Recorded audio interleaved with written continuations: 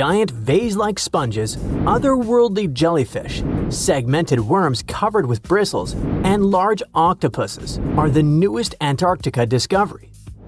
Scientists found them after a giant iceberg had broken away, and it turned out to be a treasury of ancient life under ice. In January 2025, a huge iceberg the size of Chicago, called A84, broke off from Antarctica's George VI ice shelf, which is a large ice shelf about 280 miles long, 12 to 43 miles wide, and around 820 feet thick. In the summer, which lasts from November to late February, the ice shelf melts at the surface, and meltwater ribbon lakes form. They're elongated and ribbon-like. That's how they got their name. Anyway, when the iceberg floated away, it left part of the ocean floor wide open, and it was a spot no one had ever seen before. Scientists on the research ship Falkor 2 were nearby in the Bellingshausen Sea. As soon as they heard about the iceberg, they immediately changed their plans. They understood that it was a super rare chance to check out something unknown and amazing, like lifting a rock in the forest to see what's hiding underneath. The researchers used an underwater robot named Sebastian and explored the deep sea for 8 days. They went as deep as over 4,200 feet. Down there, they found a hidden ecosystem. There were big corals and sponges literally packed with sea animals. A whole world under the ice. The researchers thought they'd find some life down there, but they didn't expect to see so much.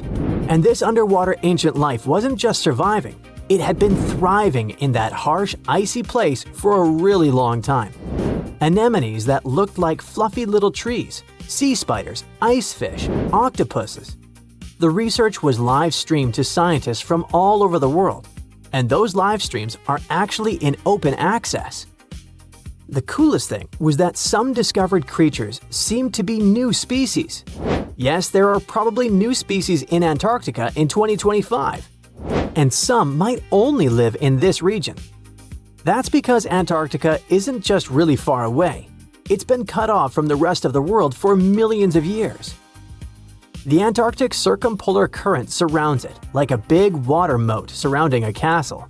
But even if it turns out that those species are not new, the scientists have still found snails, worms with bristles, crustaceans like tiny crabs and shrimp, and a species of the phantom jellyfish.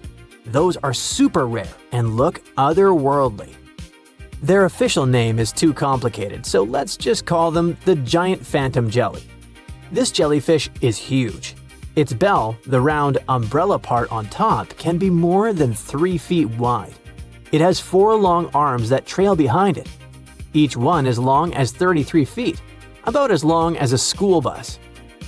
Scientists first caught one way back in 1899, but it took them 60 years to realize it was a totally new kind of jellyfish.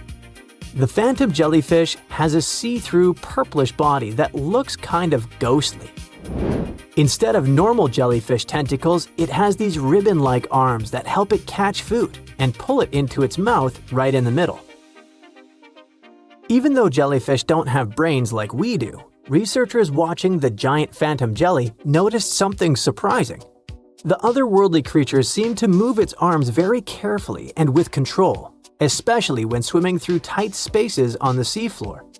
It looked like it was being very cautious and deliberate. Ugh, creepy. Another sentient being? Jellyfish have a simple nerve net instead of a brain, which helps them sense the world around them.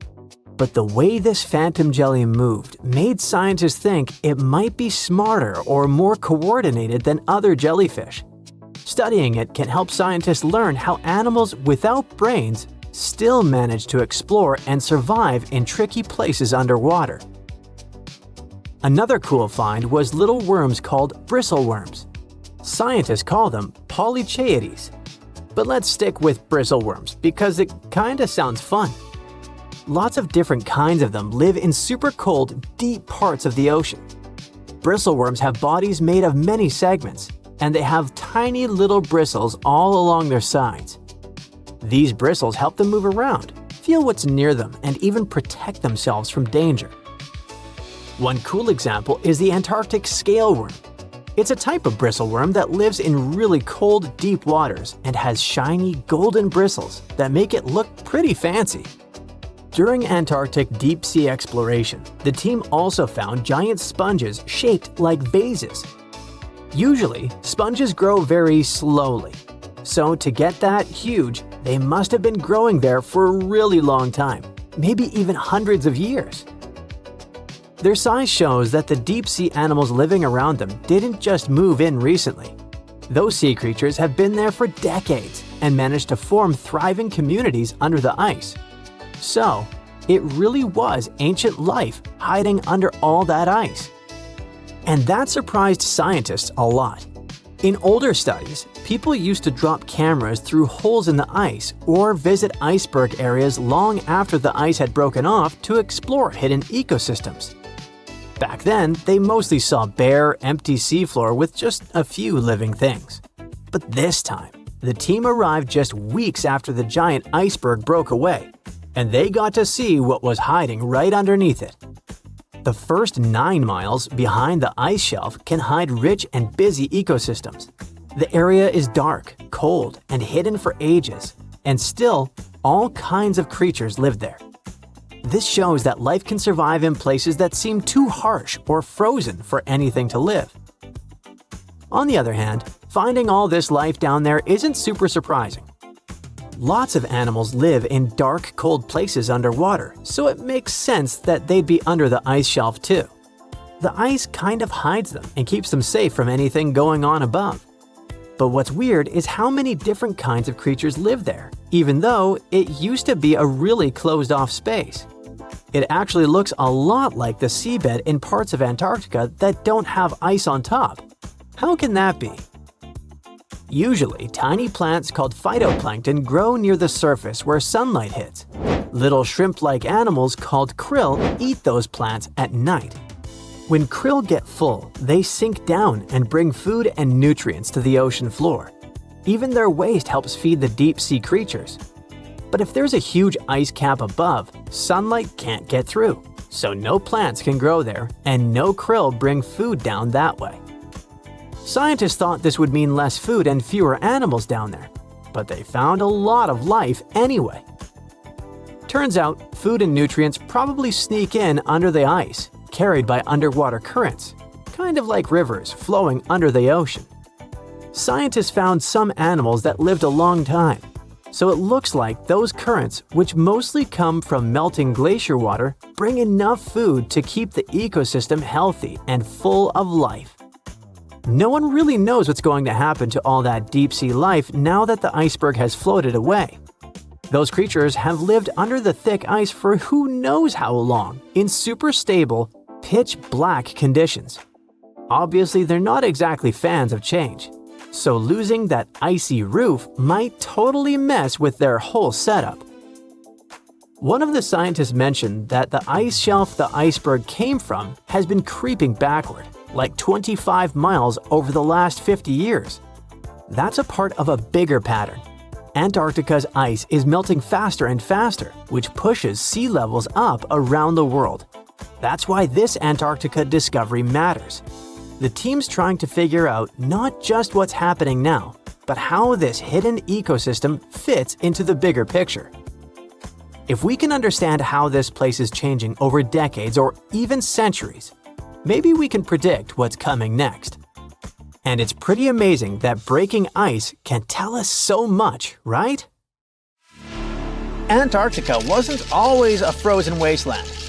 A long time ago, it was full of life, and 56 million years ago, something terrifying stalked its jungles. A giant, flesh-eating bird. It was around 6 feet tall and weighed as much as a lion. For millions of years, nothing could challenge it, so why did it disappear? And could there be even bigger predators still hidden beneath the ice? Paleontologists found 2 massive claw bones in Antarctica, sharp, curved, and powerful, belonging to this bird. They were dug up from the Epresian-aged rocks of Seymour Island, which means they're around 40 to 50 million years old. Their shape left no doubt. These were the so-called terror birds. Their scientific name is Forus raceti, some of the most fearsome predators to ever walk the earth. They were flightless and didn't even need wings. Instead, they could sprint at breakneck speeds, like ostriches from a nightmare. For millions of years, these birds ruled South America. But now, for the first time, their presence has been confirmed in Antarctica. No surprise here. Back then, South America and Antarctica were still connected, allowing animals to easily commute between continents. So these birds probably migrated south to adapt to life on Antarctica's prehistoric landmass. It didn't just survive here, it thrived. But at some point, this nightmare of an animal vanished. Why? Most likely because of the temperature changes.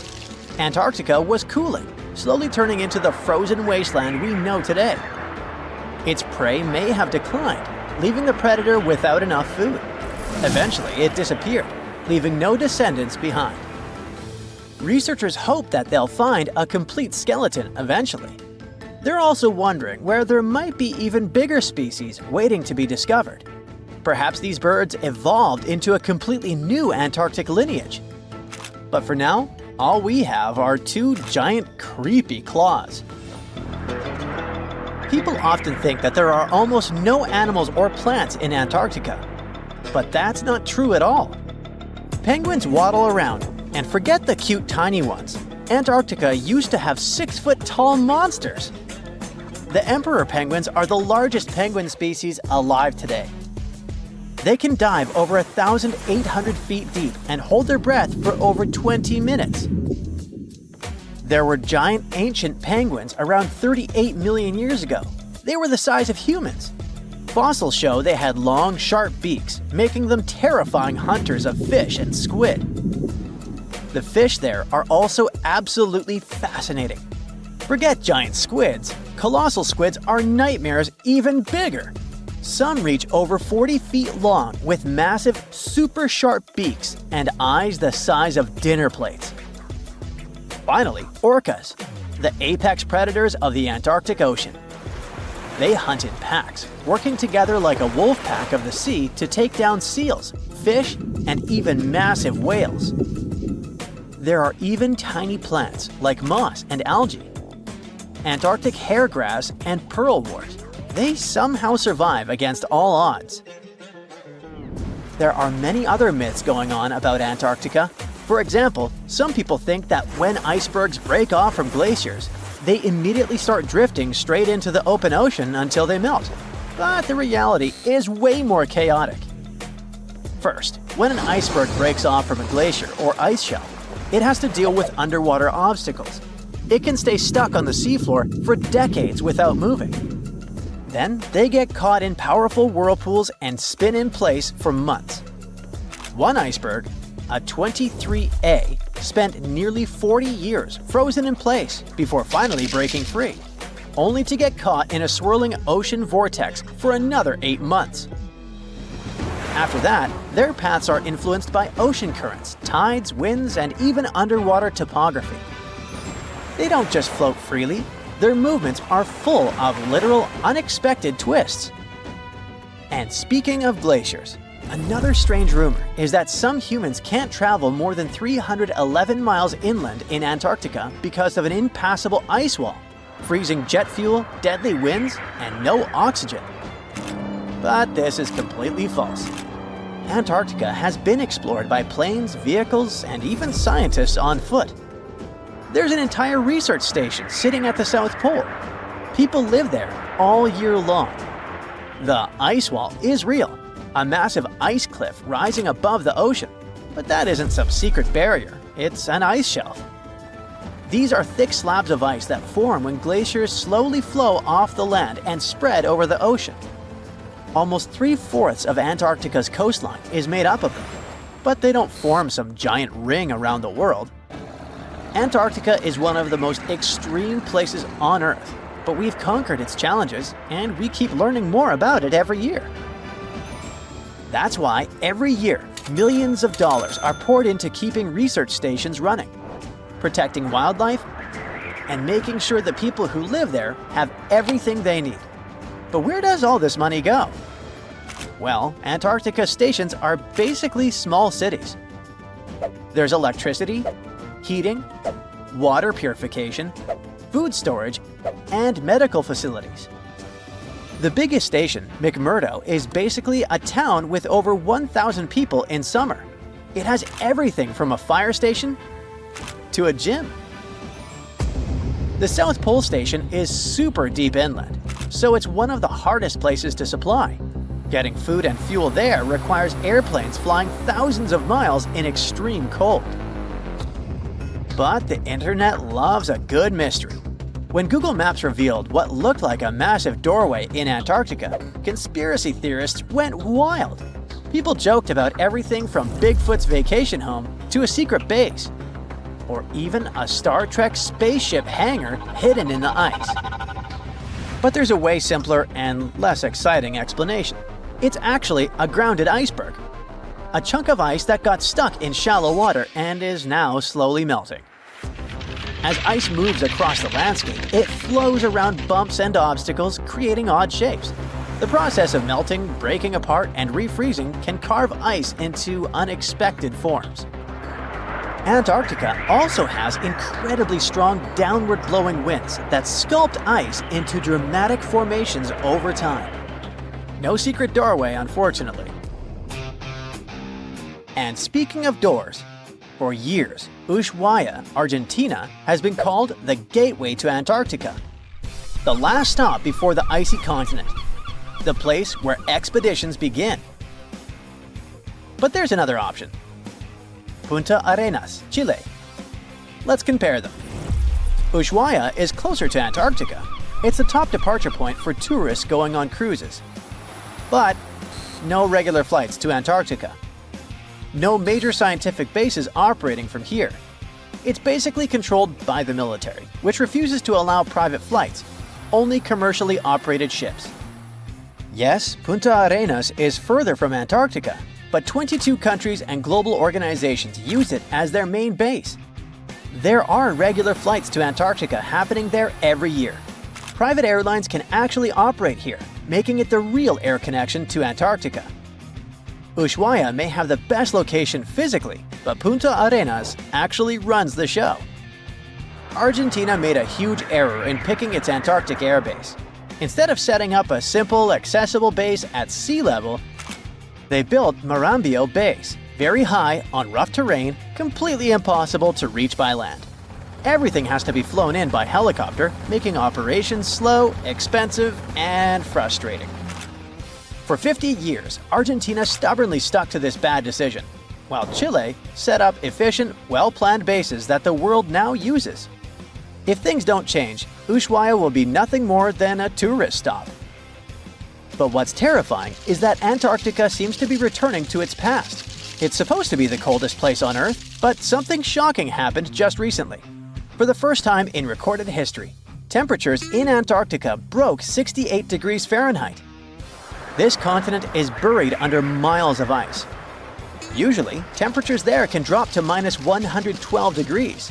But in the winter of 2020, scientists recorded an insane 69 degrees on Seymour Island, hotter than many places in Europe at that time. Scientists believe there are several reasons for that. First, there are changes in the way heat moves around the planet's waters. Second, melting permafrost due to the planet warming. It looks like the climate is changing faster than expected. Consider Lake Enigma. What a fitting name. It's already strange enough because it's not even supposed to exist. But now, we stumbled upon actual life deep beneath it. And this just might help NASA in their search for life in outer space. The lake lies deep in the icy heart of Antarctica, so it's not really a water pool like we're used to. More like a lake-like block of ice, or so we thought. Just recently, Italian scientists discovered a secret that had been buried for ages, an actual body of water, and in this water, life is thriving. Various microorganisms, and even some weird little hunters. Which is super weird, since Enigma sits in a remote and harsh corner of our planet, the northern Victoria Land in Antarctica. The entire South Pole is cold, but in this place, temperatures can plummet to a horrifying minus 41 degrees Fahrenheit, though on average it's around 7. Chilly. Like we said, this lake shouldn't even be there at all. Antarctica is technically the largest desert on Earth, even though it's covered in snow, because it's super dry. There are 0 rains, truly little snowfall, and the sun barely evaporates anything. And even if there is some water, the insane winds make sure to dry everything out super quickly. Putting on our thinking caps, this lake should lose an unimaginable 7 million cubic feet of water every year. Yet, the water remains. Why? No one knows. Scientists say there could be something deep underground that refills it constantly. They just have no idea what that might be. Maybe deep underground rivers, melting ice, or something else entirely. But hence the name, the Enigma Lake. The block of ice we mentioned is permanent and super thick, at least 36 feet of it, and that's higher than a 3-story building. So researchers decided to check out if there's anything beneath it. They used a so-called ground-penetrating radar, a super smart echo detector for the ground. This radar sends invisible radio waves into the Earth. When they hit something underground, like rocks, water, or anything else, they bounce back to the device. By measuring how long it takes for the signal to return and how strong they are, we can determine the distance and what exactly the radar hit. That's how animals like bats, whales, and dolphins can see underwater. And we humans stole this cool nature idea to research buried structures and hidden caves. Scientists used this device all over the Enigma surface. This way, they were able to create an entire map of this under-ice world beneath. The water itself wasn't surprising. It's the unique ecosystem in it that shocked them. Unfortunately, no secret monsters or extraterrestrial secrets this time.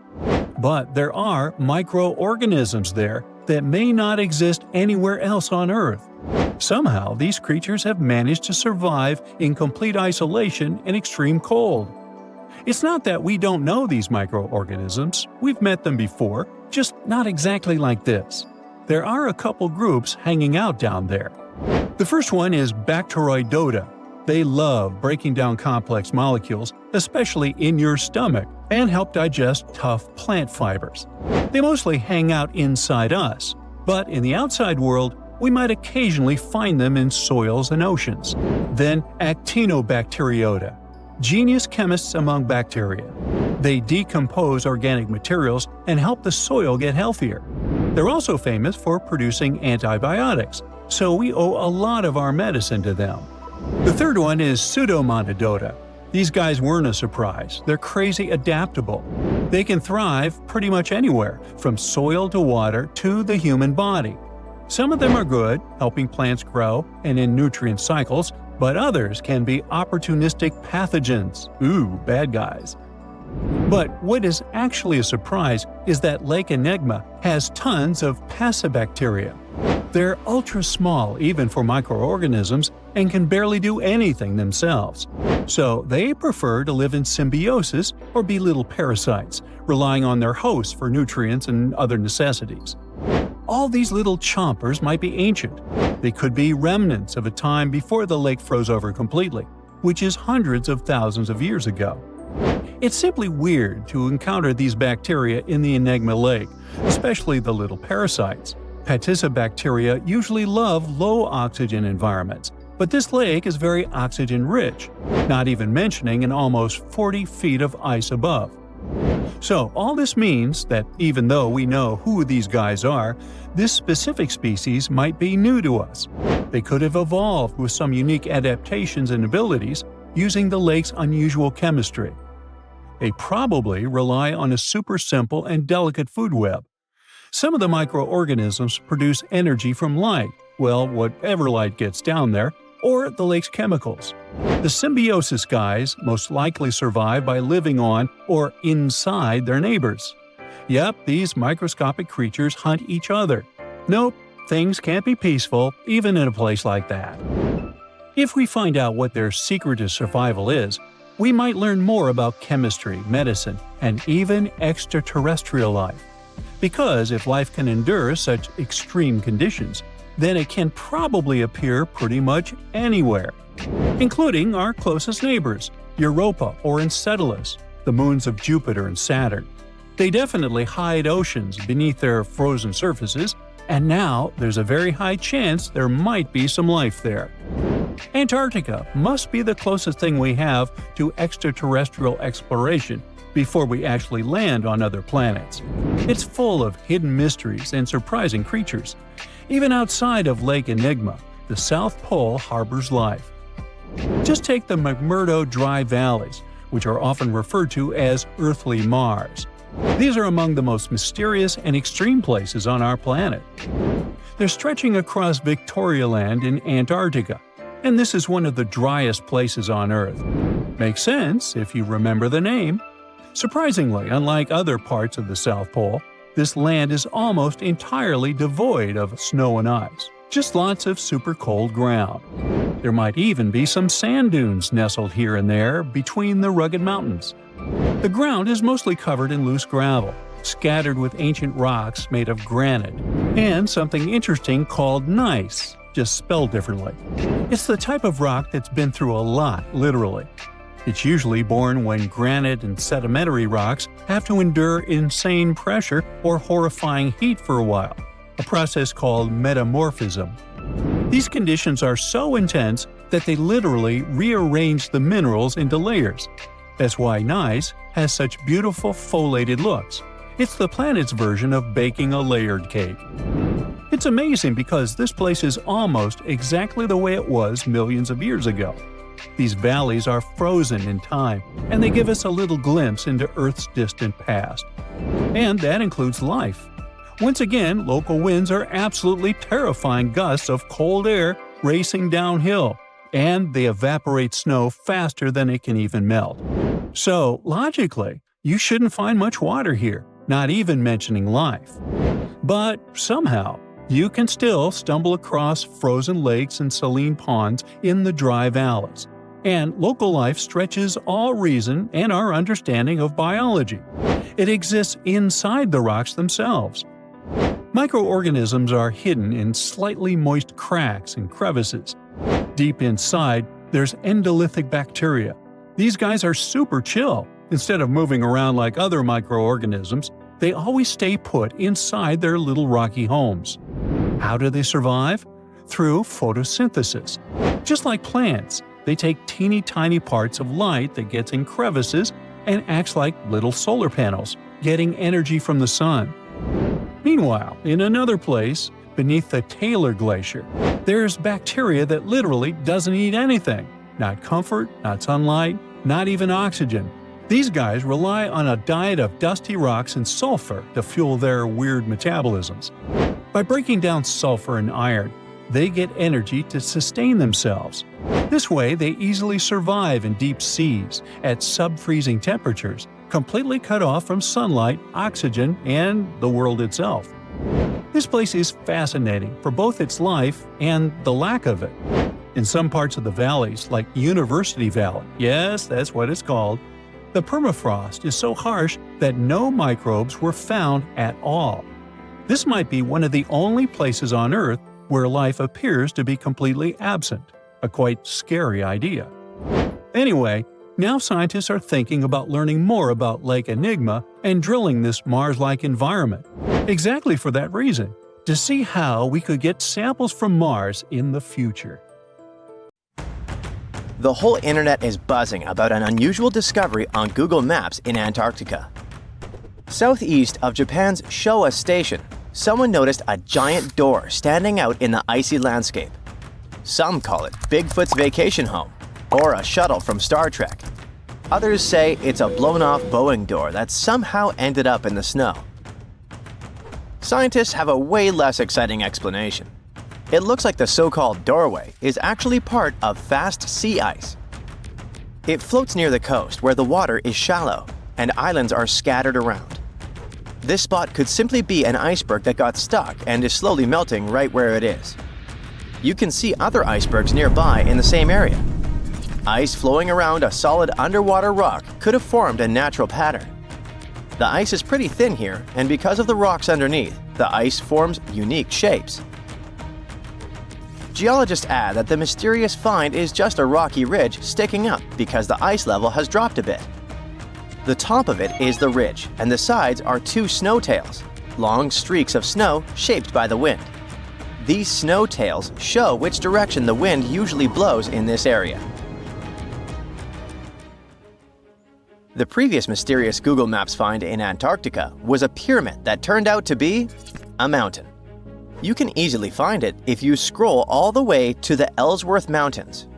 It's the tallest mountain range in Antarctica, and it stretches for almost 250 miles. It's not the first pyramid on this continent, as explorers from the British Antarctic Expedition found another unusually shaped mountain and nicknamed it the Pyramid. But this one didn't have a pyramid shape after all, so nope, there are no pyramids in Antarctica. Sorry to ruin it for you. In 2011, scientists from Chile found a strange fossil in Antarctica that looked like a squashed football. It received the nickname The Thing because it looked like something from a science fiction movie. It turned out it was a giant soft-shell egg from around 66 million years ago. It was more than 11 inches long and 7 inches wide. The only bigger egg ever found was of the extinct Madagascan elephant bird, which was 1.5 times as tall as Michael Jordan. The Antarctic egg is also special because it's the first fossil egg ever found in this part of the world. So, whoever left it there must have been huge, probably a giant sea reptile that lived long ago, like a mosasaur. This is surprising because most scientists thought these creatures didn't even lay eggs. The egg is also unique because it has a thin eggshell and no pores, which is totally different from most dinosaur eggs. Scientists did a lot of work and studied 259 types of living reptiles, like lizards and snakes, and their eggs. From this, they figured out that the creature who laid the egg was probably at least 23 feet long, not counting her tail. During the late Cretaceous period, this part of Antarctica must have served as their nursery. Paleontologists have found bones of tiny mosasaurs and plesiosaurs in the same area, as well as bones from the grown-up ones. If you've ever lost your ID and still can't find it, try looking under the Antarctic ice. Well, at least it worked for a man who was reunited with his security access card after 21 years. Rod Budd, a technician studying sea life on the Antarctic seafloor, spotted the card while he was diving at a place called Cape Evans. Rod thought it might be a credit card, so he put it in his pocket and kept working. When he took a closer look, he realized it actually belonged to someone named David McCaw. The card stayed with the Research Institute where Rod worked for 8 more years, until they finally managed to find David. It turned out that he had never been to Antarctica. In 2003, someone broke into his car in Wellington, New Zealand, and they tossed the contents of his briefcase into the harbor. So, the card traveled over 2,400 miles in 13 years. There aren't even ocean currents that move directly from Wellington to Cape Evans. If the card went through different ocean currents, the journey would take around 1,000 years. So maybe it got attached to something else that could float more easily, like a piece of debris or a plant that can grow on objects and make them buoyant. Or maybe the person who took David's briefcase was on a ship that went to Antarctica. Or the card somehow stuck to the bottom of a research boat that ended up there. In case you want to see probably the coolest find from Antarctica, you gotta head to the 2025 World Expo in Osaka, Japan. They'll display a meteorite the size of a rugby ball that came all the way from Mars. A Japanese research team found it in Antarctica in the year 2000. They believe a massive asteroid impact blasted the meteorite off its home planet before it traveled through space and landed on Earth. It's one of the largest Mars meteorites ever found, weighing 28 pounds. Scientists studied the gas inside the rock to confirm it's from Mars, and they also found special minerals inside that form when water is present. This means Mars likely had water a long time ago. So, studying the rock may help us learn more about whether life could have existed on the red planet. A team of sound experts found a huge underwater canyon in Antarctica, thanks to bad weather. They had to pause their work at the Casey Research Station. Instead of waiting around, they decided to use the unexpected free time to map the seafloor near Adams Glacier. And that's how they found a canyon that is almost 7,000 feet deep, almost 30,000 feet wide, and stretches over 28 miles away from the glacier. The icebreaker they were on uses a special tool called a multi-beam echo sounder. It sends out sound waves in a fan shape under the ship, then listens for the echoes to create a detailed map of the ocean floor. During the mapping, they discovered just part of the canyon before they had to return to the research station. But when bad weather returned, the ship went back and mapped even more of it. They were working among waves up to 13 feet high and winds up to 50 knots, but they still managed to get about 15 hours of data to complete their map. On their way back to Australia, they stopped one last time to fill in any missing spots on the map. This advanced mapping technology is helping scientists learn more about the history of glaciers and ocean interactions in Antarctica. A scientist was browsing through satellite images for brown trails of penguin droppings and found 4 new colonies of emperor penguins in Antarctica. This means there are now 66 breeding colonies for this vulnerable species. These new colonies likely have been around for years, though they're mostly small, with fewer than 1,000 pairs of breeding penguins each. Some of these colonies are close to other penguin areas, like the one that's not far from an old research station that never reported penguins nearby. One of the new colonies was found close to a place called the Lazarev Ice Shelf, where there used to be a larger penguin colony. They thought this colony went extinct in 2019, but it seems the penguins have just moved a bit because of changing sea ice conditions. If we add the newly found penguins to the total population of this breed, it doesn't change the picture a lot. But it can help scientists see how emperor penguins adapt to the changing conditions. Look at those lush coniferous forests and tundra. What a wonderland! You may have mistakenly thought it's Canada, but it's not. It's Antarctica, about 34 million years ago. So what makes Antarctica this frigid today? It turns out a mix of dropping carbon dioxide levels and some tectonic shuffle played a huge role in transforming this ice-free paradise into the frozen continent we know now. About 50 million years ago, CO2 concentrations were sky high, strutting around at around 1,000 to 2,000 parts per million.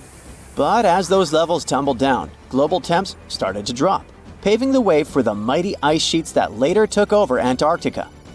While the CO2 dive was happening, tectonic activity was also working its magic.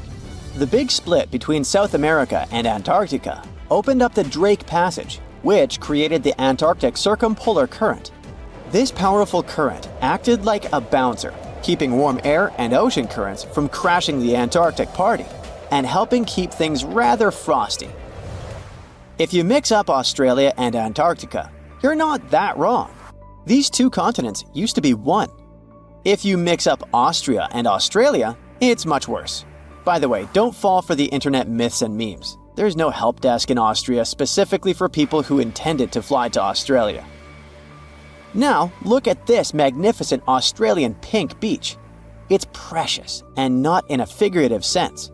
Those mysterious pinkish sands are actually garnet, and it's widely used in jewelry.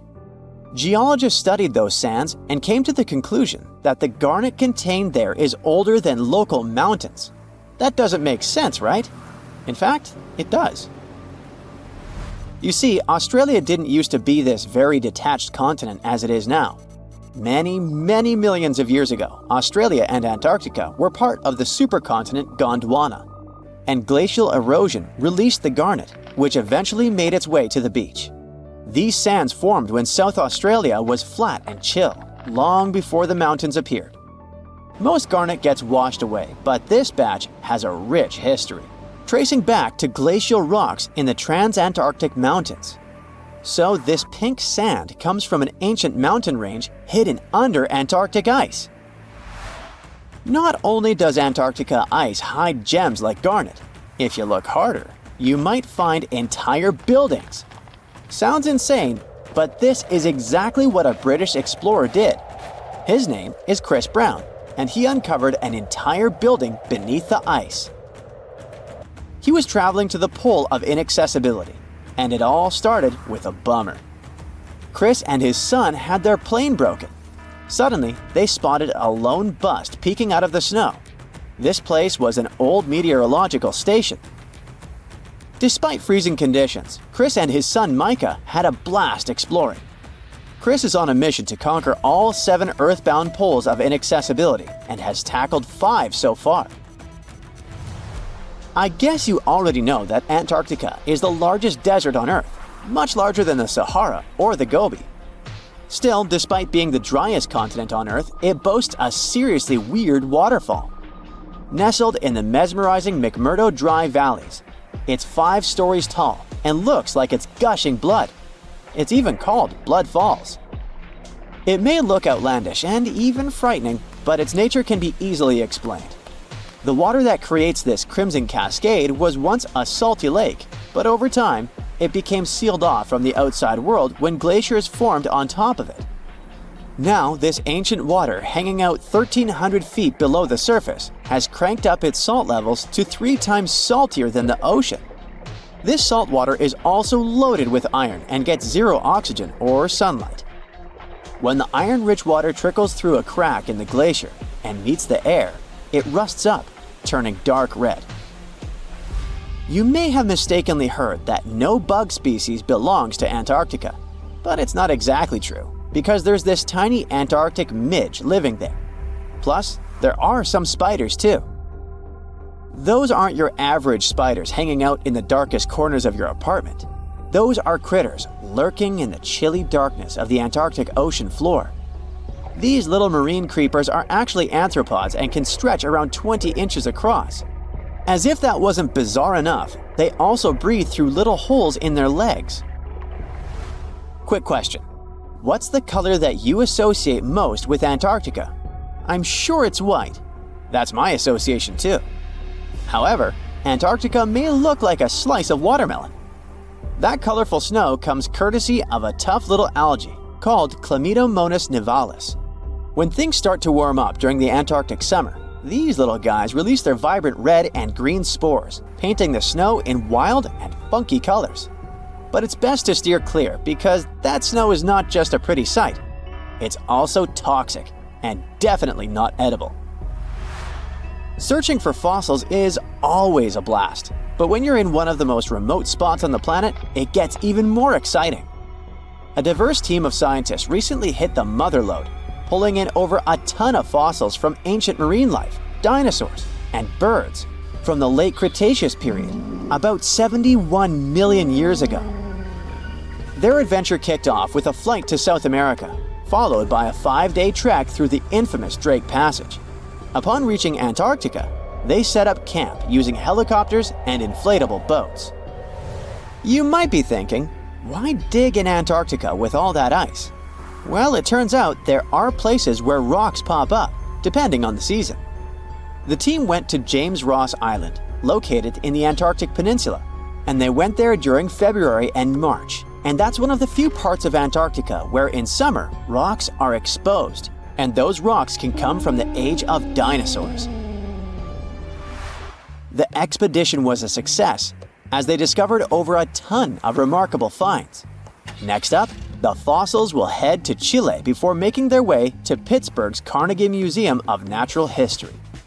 Among their discoveries, they found relics dating back about 71 million years, alongside some around 67 million years old, including plenty of snails, clams, and various marine creatures. Yikes! Look at this creepy sea worm. It could live in LA and be a star in a horror movie, but it chooses to call the chilly waters of the Southern Ocean near Antarctica its home. These worms can grow up to 8 inches long and 4 inches wide, but don't let their spooky exterior trick you. Research suggests they might actually be superheroes in disguise, playing a vital role in keeping ecosystems buzzing. Now, see that head? It's not really a head. It's just a retractable throat that helps this toothy creature chow down on its meals. Antarctica has many creepy critters to offer. Let me introduce you to the Antarctic strawberry feather star. It's not like Patrick from SpongeBob, though. It's more like a deep-sea creature straight out of a horror movie. Picture this: 20 wiggly arms, some stretching up to 8 inches, all decked out with these bizarre little bumps. Yikes indeed. Back in 2014, scientists buried 34 seismic monitors in the snow on the Ross Ice Shelf, which is huge. Think of it as an ice slab the size of Texas, just chilling over the Southern Ocean. These clever little machines picked up a nearly non-stop buzzing. Even though our human ears usually can't catch these low-frequency sounds, scientists have worked their magic and made them audible for us. They even shared the creepy audio online. A glaciologist from the University of Chicago says that if you could hear this vibration, it'd sound like a swarm of cicadas taking over the backyard in late summer. But these glacier explorers weren't trying to capture spooky tunes. They're actually on a mission to monitor the Ross Ice Shelf because things are heating up, literally, and the ice is melting faster than ice cream on a hot day. Ice shelves are like Earth's safety plugs, keeping all that massive ice from surging into the ocean. So what exactly is making all that noise? It's likely just strong winds whipping across ice dunes, creating a kind of natural vibration. In 2011, scientists from Chile found a weird-looking fossil in Antarctica that looked like a squashed football. Almost 10 years later, the rock just sat on a shelf in Chile's National Museum of Natural History with no specific label. It went by The Thing in the museum because it looked like something from a science fiction movie. When the scientists finally got their hands on the strange fossil, it turned out it was actually a giant softshell egg from around 66 million years ago. This one is more than 11 inches long and 7 inches wide.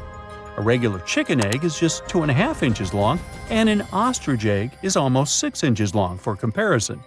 So, The Thing won the title of the biggest softshell egg ever found and the second largest egg of any animal we know of. The only bigger egg that was ever found was that of the extinct Madagascan elephant bird, which is also 1.5 times as tall as Michael Jordan. The bird, not the egg. The Antarctic egg is also special because it's the first fossil ever found in this part of the world. So, whoever left it there must have been one big creature, probably a giant sea turtle that lived long ago, like a mosasaur.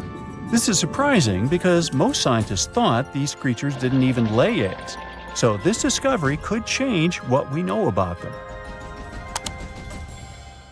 The egg is also unique because it has a thin eggshell and no pores, which is totally different from most dinosaur eggs. It actually looks more like the eggs of lizards and snakes, but it came from a giant creature related to these animals. No known dinosaurs or flying reptiles from that time and place were big enough to lay such a huge egg, so it must have been a mosasaur after all. But we can't be 100% sure. Scientists did a lot of work and studied 259 types of living reptiles, like lizards and snakes, and their eggs. From this, they figured out that the mommy who laid the egg was probably at least 23 feet long, not counting her tail. During the late Cretaceous period, this part of Antarctica might have been like a nursery. Paleontologists have found bones of tiny mosasaurs and plesiosaurs in the same area, along with bones from the grown-up ones. Archaeologists in Norway made another cool but literally discovery and found dozens of arrows that had been hidden in ice for 6,000 years. They were melting out of a large ice patch in the high mountains, covering an area of about 45 football fields. In 2014 and 2016, when the summers were extra warm, scientists went to an ice patch called Langfoni to look around. They also found lots of reindeer bones and antlers there. Some of the arrows were whole and some in pieces, along with 5 arrowheads around the melting ice patch. This is more arrows than have been found at any other frozen site in the world. Some of the 68 found arrows date back to the Neolithic period, and the newest ones are from the 14th century of the Common Era. Ice is like the perfect time machine that can preserve whatever ends up there in an almost perfect condition. Langfontein became famous as one of the first ice patch sites after a local hiker found a 3,300-year-old leather shoe right next to its edge. Scientists are studying places like this to understand how people use these sites and how the ice patches from Norway to North America changed over time. Now, once upon a time, around 32,000 years ago, to be exact, a squirrel buried some seeds near a river in Siberia. Am I the only one getting the Ice Age vibes? Anyway, these seeds belong to a plant with cute white flowers. Thousands of years later, a group of scientists found these seeds buried deep in the frozen ground, about as far down as a 12-story building is tall. The seeds were surrounded by ice and bones of animals like mammoths, bison, and woolly rhinoceroses. The mature seeds had been damaged, maybe by some squirrel, but some of the younger seeds still had good plant parts inside them. The scientists carefully took those out and put them in small containers to help them grow. And here comes the coolest part. They were able to grow the plants. Their flowers were shaped a little differently from the flowers of the same plant that grows today.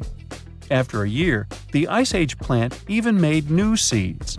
Based on this, the scientists suggested that permafrost could be a depository for an ancient gene pool, and we could find extinct species there and bring them back to life.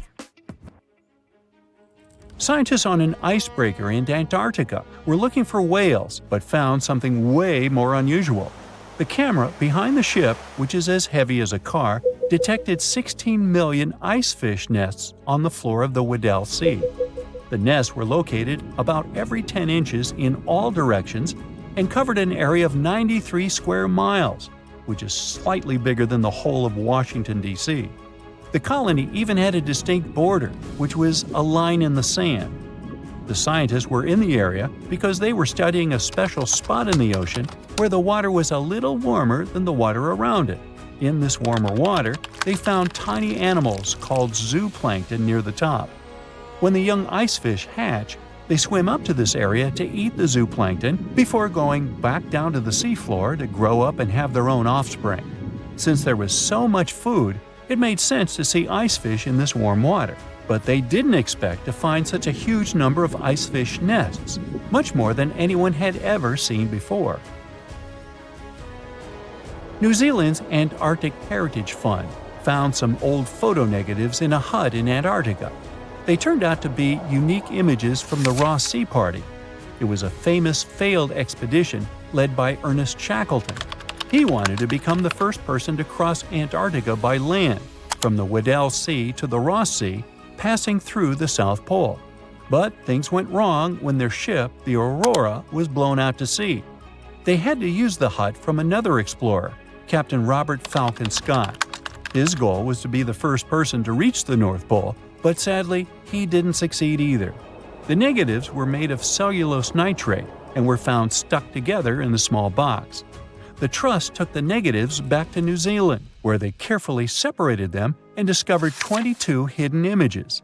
Many of the photos were damaged, but the Trust could still recognize some familiar places around McMurdo Sound, a well-known area in Antarctica. No one knows for sure who took the pictures.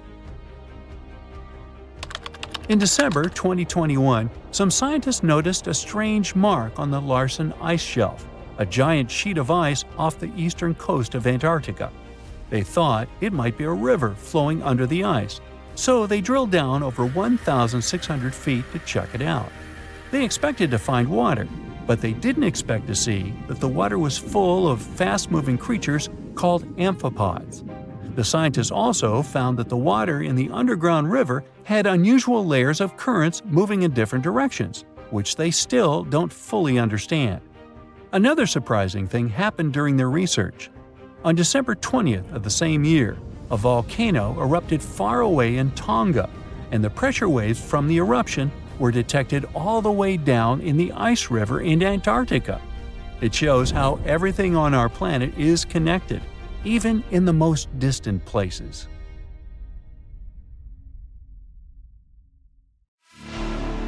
You've probably heard that more than 50 ships and 20 aircraft have disappeared in the Bermuda Triangle area over the past few centuries.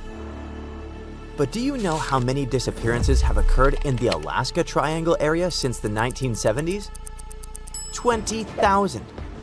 20,000 disappearances in the last 50 years. 2 questions. Why do so few people know about this? And what's going on there? Let's find out.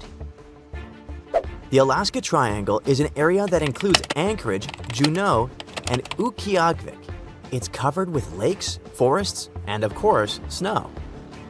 The place gained a grim reputation after the disappearance of a small plane in October 1972.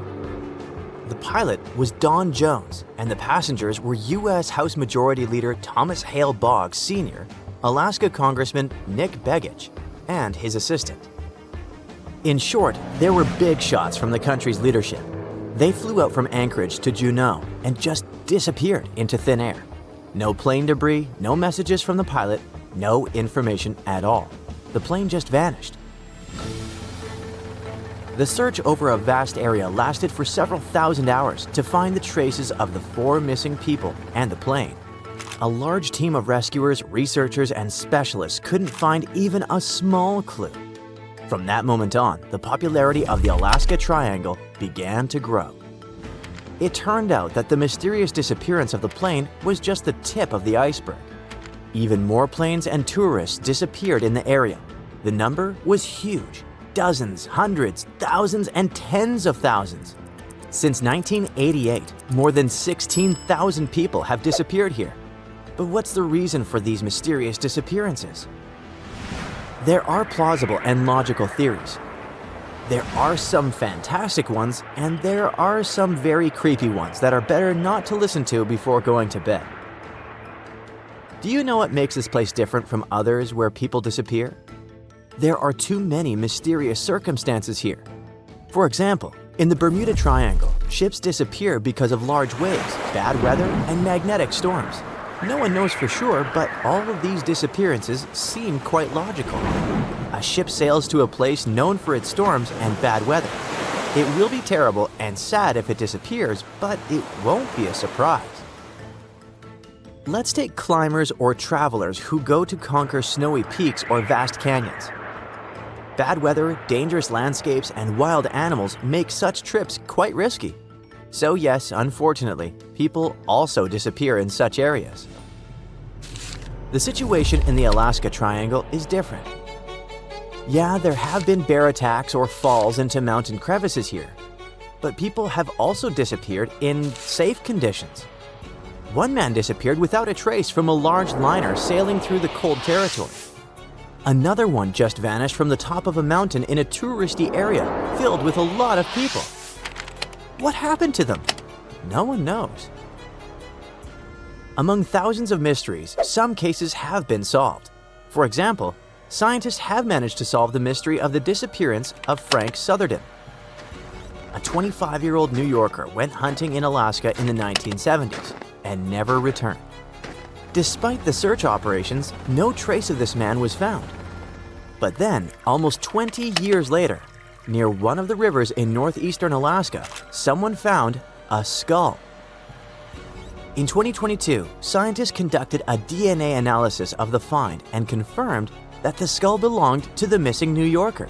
The study showed that with a high probability, Frank had met a bear and hadn't survived this encounter.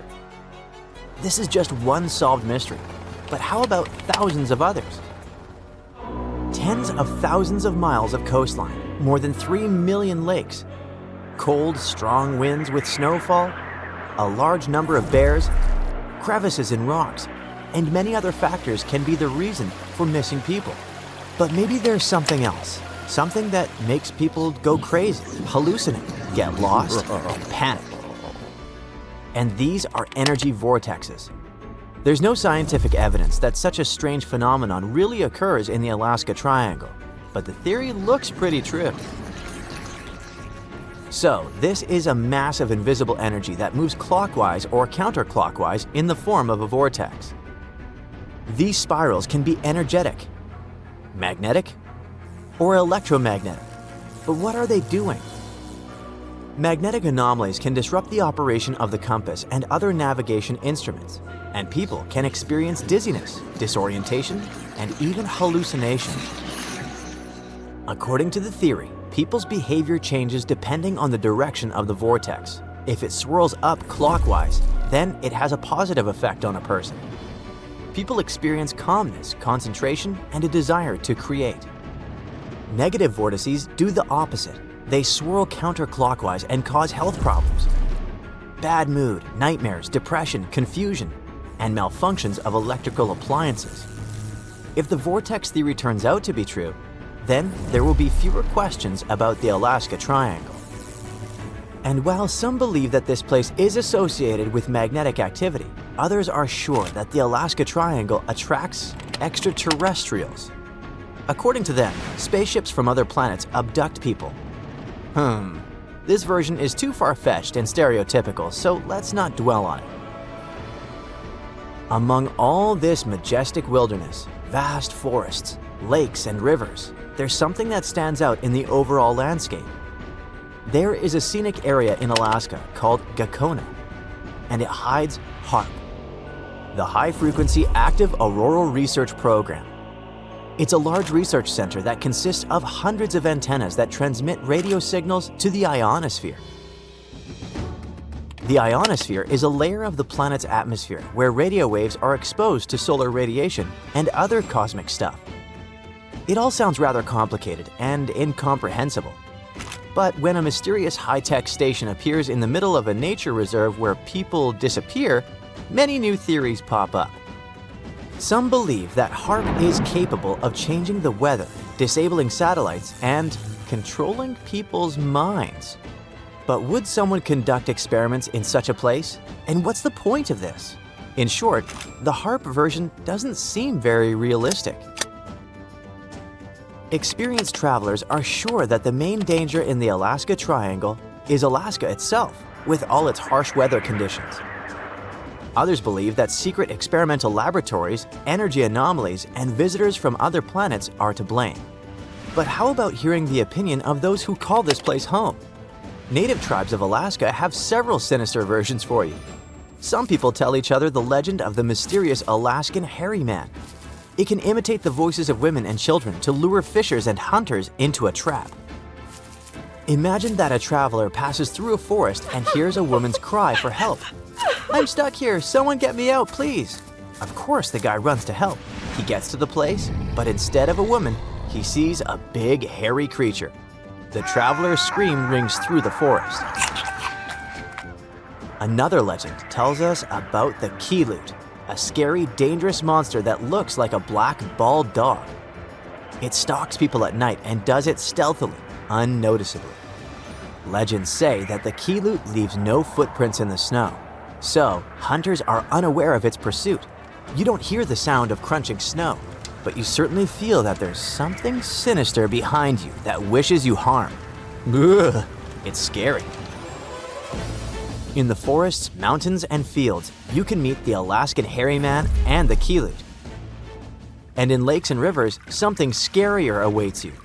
Meet the Kalupalik, a human-like aquatic creature with green, scaly skin, long, wet hair, and long nails. According to the Inuit legends, this creature wears women's clothes and a bag where they put a kid. This monster sings sweet songs to lure little girls and boys closer to the water and take them away forever. Of course, the legends about all these monsters are just fairy tales. But the danger of the Alaska Triangle is quite real. Not because of all the rumors about anomalies and strange occurrences, but simply because it's a vast wilderness area. Such areas are dangerous in various parts of the world, not just Alaska. And in fact, all the mysteries surrounding disappearances are simply exaggerated by scary stories and popular media. After all, if you look at the statistics of disappearances in other parts of the country, it turns out that the Alaska Triangle is not such a unique place. Scientists just drilled through about 1,700 feet of Antarctic ice and pulled up a record-breaking core. It's a 750-foot tube that reaches back about 23 million years. The core showed that this part of West Antarctica had been an open ocean back then. That means the ice sheet had collapsed before. And if it sinks again, global sea levels could rise enough to turn coastal cities into aquariums and rewrite the map of the world. To learn more, an international research team set up camp at a spot called Prairie Ice Rise. It's like a giant frozen raft stuck to Antarctica, caught on rocky bumps on the seafloor. Those bumps act like a brake, helping hold back the inland ice. But warmer ocean water is starting to melt the raft from below. If the ice thins and lifts off those rocks, the brakes are gone, and the inland ice is going straight into the ocean. That is why scientists decided to drill here. Drilling a straight hole through a third of a mile of ice sounds impossible. It can't be done with a regular drill. Instead, the crew had to use a custom hot water drill. It's basically a superheated pressure washer. It shoots near boiling water straight down to melt a vertical tunnel about 1 foot wide. The problem is, the ice tries to heal the hole shut. The continent itself is saying, nope. If the hot water stops flowing for even a little bit, the tunnel starts freezing again and the hole begins to close. And since they were in the middle of a frozen wasteland, they had to set up a small camp of tents with its own power supply. The nearest station is about 450 miles away, so any serious breakdown could mess with the whole project. For comparison, the space station is about 250 miles above Earth's surface. So this expedition had to be planned almost like a space mission. Granted, the ISS is still harder to reach, but you get the point. If the camp lost power, the researchers would have to fix it fast, within 1 or 2 days, or the hole could freeze shut completely. You might already know that ice can trap ancient microbes and particles from the air. Snow falls, freezes, and stacks up in layers. Each layer traps whatever was floating around at the time, stuff like dust or gases, even tiny organisms. That's how scientists read the past. Those stacked layers are called ice cores, but the researchers weren't after the ice. What scientists recovered there is a sediment core. Instead of frozen snow, it's a long tube of mud and rock drilled from the ocean floor under the ice. Think of it like this. Ice cores record what was in the air. Sediment cores record what was happening in the ocean. Everything floating in the water eventually sinks. When a massive ceiling of thick ice completely covers the ocean, the water below goes pitch black. Without sunlight, there's no way for plants to grow. The only stuff sinking to the seafloor is heavily crushed rock, physically scraped off the land by the moving ice above. When the climate warms, the ice pulls back and sunlight brings back life. The seafloor starts building the open water layer again. Over time, you get a repeating pattern. Gritty rock when it's iced over, pale shell-packed mud when it isn't. It's like Earth creating a barcode for scientists to find. When the drilling crew finally cracked open their giant tube of dirt, the mud was filled with marine fossils, the physical remains of ancient ocean bugs. And those specific bugs absolutely require sunlight to survive. Their entire food chain runs on big algae blooms at the ocean surface, so finding them is big proof that under warmer conditions, the ice pulled back completely. The total disappearance is the scary part about how West Antarctica behaves. The ice doesn't simply melt away inch by inch in a slow, predictable way. It has a built-in tipping point. Finding those deep-sea fossils suggests that once the ocean gets warm enough to lift the ice and release that rocky parking brake, the whole frozen raft can suffer a full system failure. It might basically vacate the premises, and that kind of collapse is what makes scientists nervous. Researchers call this one-way behavior hysteresis. This is Billy. He's sitting on a sled at the top of a snowy hill. The sled is pointed downhill, but Billy isn't moving yet because the snow is still holding him in place. Then someone gives the sled a tiny push. At first, it's just a slow creep. But once the runners start sliding, gravity takes over and the sled picks up speed on its own. The key part is that even if the person who pushed Billy instantly regrets it, the sled won't stop. Huge ice sheets can work the same way.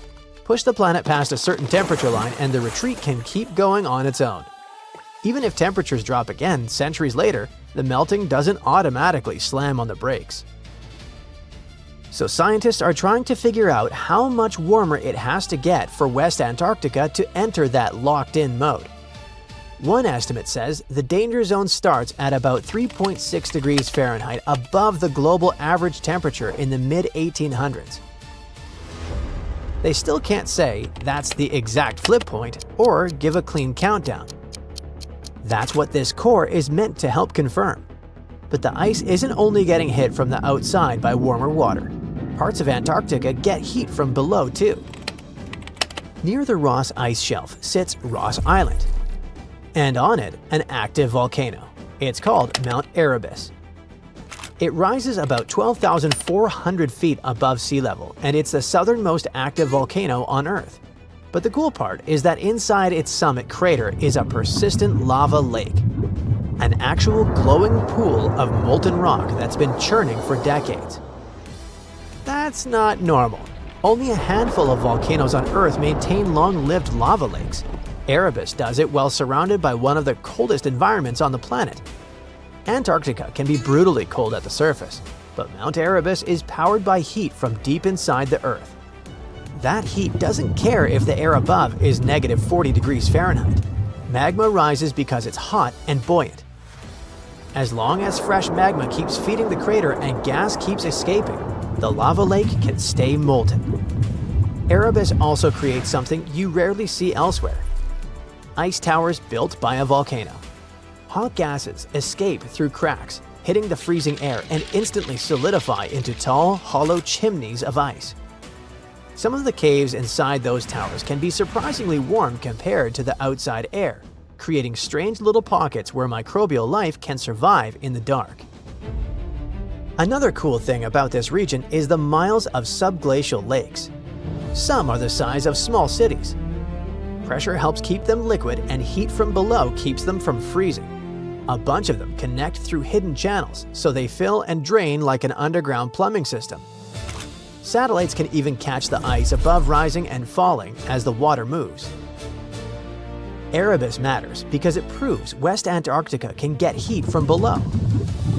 That heat can melt the ice at the base and create water underneath. Those buried lakes matter because that water acts like lubrication. Less friction means the ice can slide faster. And when lakes fill and drain, that slippery layer can shift around suddenly.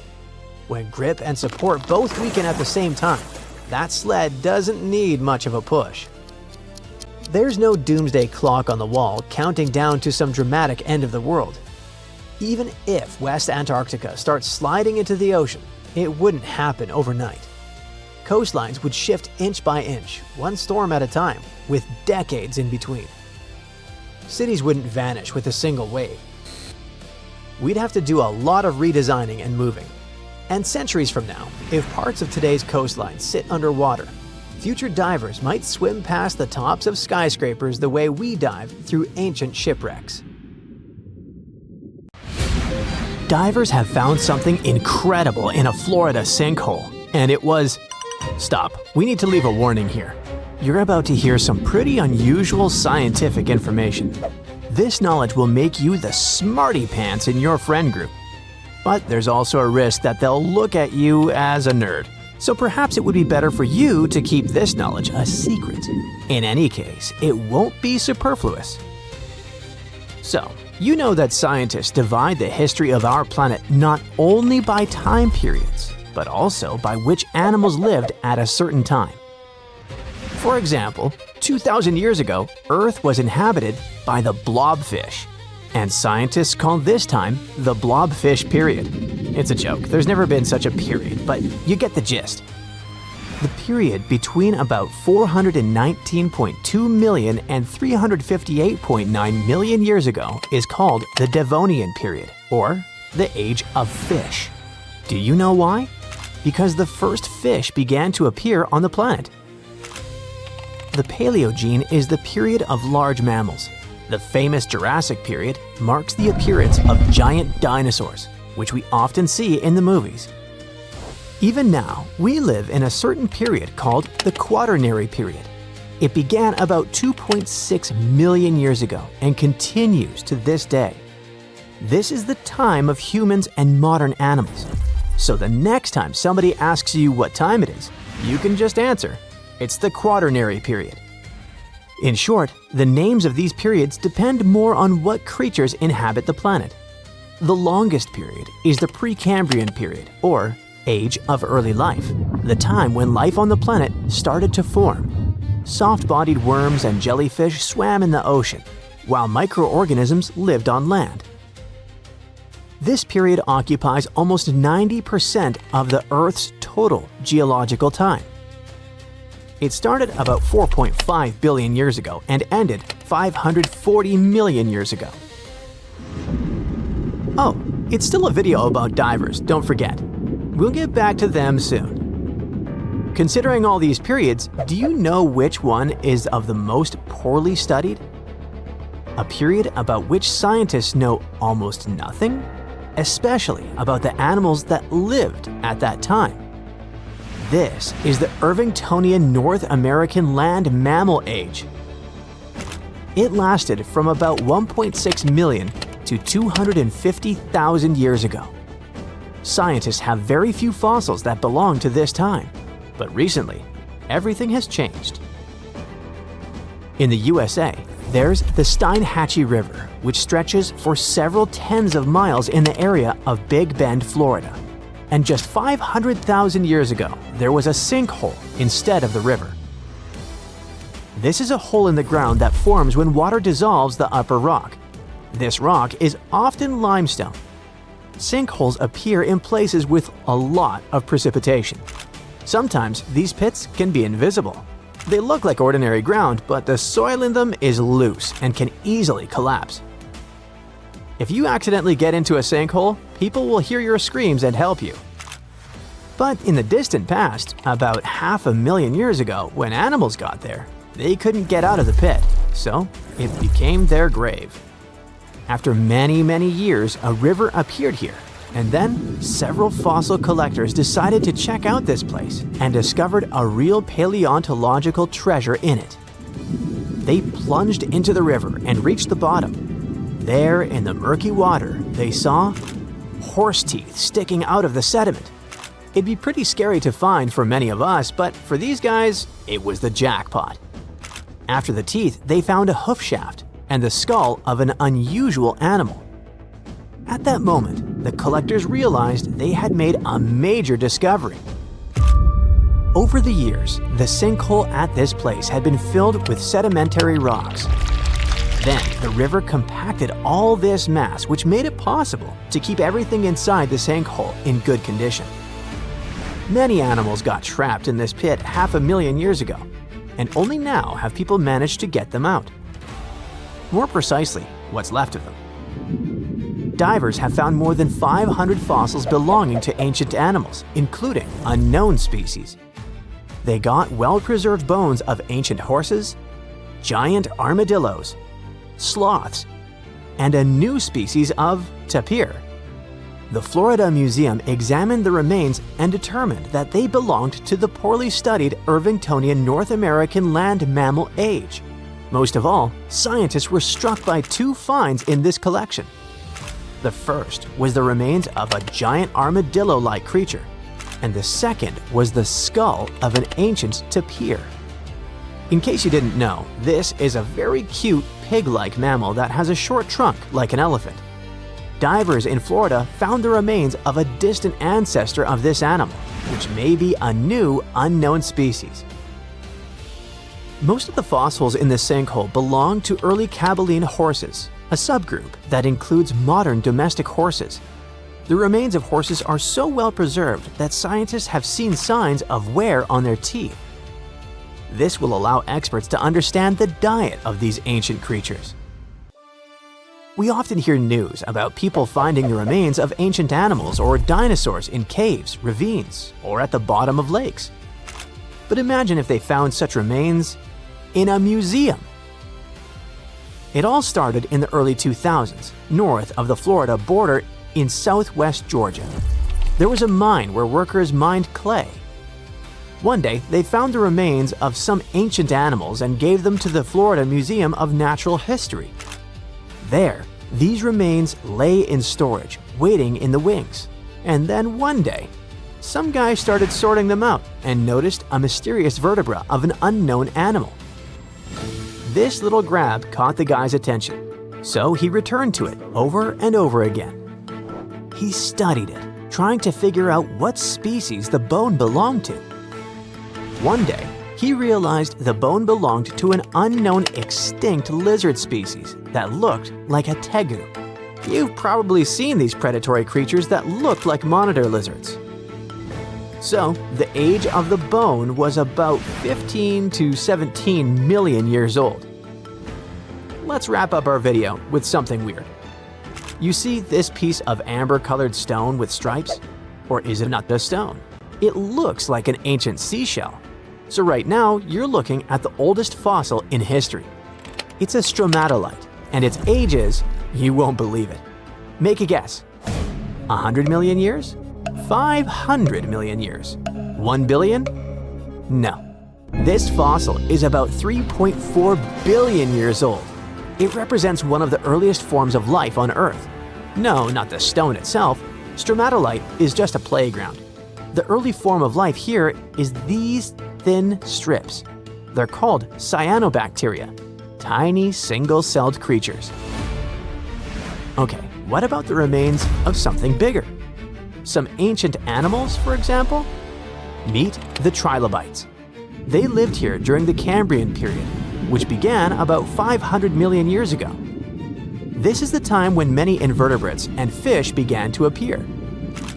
Their exoskeletons helped the trilobites stay remarkably well preserved, considering their age. They were arthropods that looked like something between a spider, a scorpion, and a mutant from another galaxy. These animals lived for a very long time, and people find their remains almost all over the world. They appeared at the very beginning of the Cambrian period, survived it, and became extinct at the end of the Permian period. During the Permian mass extinction, when about 90% of all living beings were wiped off the face of the Earth. These creatures swam in open water, burrowed into the seafloor, or crawled along it. They lived like predators and scavengers. The front of the animal was protected by a strong head shield. It had crescent-shaped eyes and a calcified plate on its lower body. This plate covered its esophagus and mouth. It had several pairs of legs growing from its body. The trilobite could also curl up into a ball, like a woodlouse.